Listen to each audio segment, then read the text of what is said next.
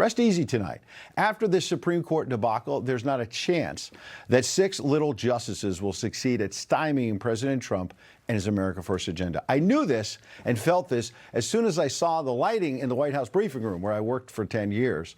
It was the lighting for the president's news conference. A little dark, wasn't it? It set the mood kind of perfectly. And Stephen Chung, his communications director, wrote it, "Dark MAGA.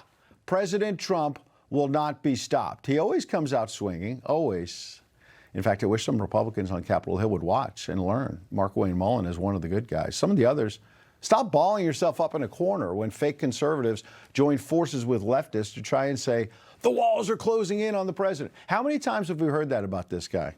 And there's the dark MAGA lighting, by the way. Impeachments, indictments, Russia collusion conspiracies, tariff speed bumps, that's what it is. Doesn't matter.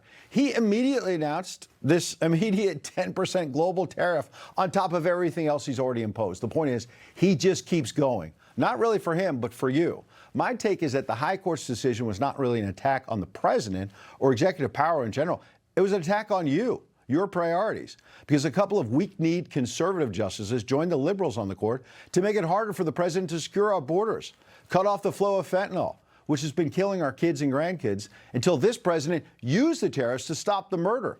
And he's been using those tariffs to also cut our stifling national debt with the billions coming in, rebuild our economy, left in shambles by the Susan Rices of the world. That is what you voted for. So don't stop fighting, because he's not going to stop. He immediately punched out at not just the liberal justices who are against everything that makes America stronger and greater. He also hit the so-called conservatives, who apparently have no spine and don't care about the will of the people. Soak in every word of this. They also are a, frankly, disgrace to our nation, those justices. They're an automatic no matter how good a case you have. It's a no. You can't knock their loyalty.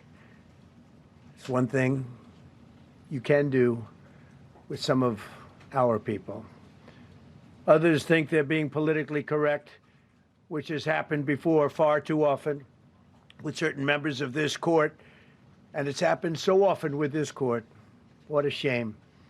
Having to do with voting in particular, when in fact they're just being fools and lapdogs for the rhinos and the radical left Democrats, and not that this should have anything at all to do with it. They're very unpatriotic and disloyal to our Constitution. It's my opinion that the court has been swayed by foreign interests and a political movement that is far smaller than people would ever think. We still won in a landslide, too big to rig. But these people are obnoxious, ignorant, and loud. They're very loud. And I think certain justices are afraid of that. They don't want to do the right thing. They're afraid of it.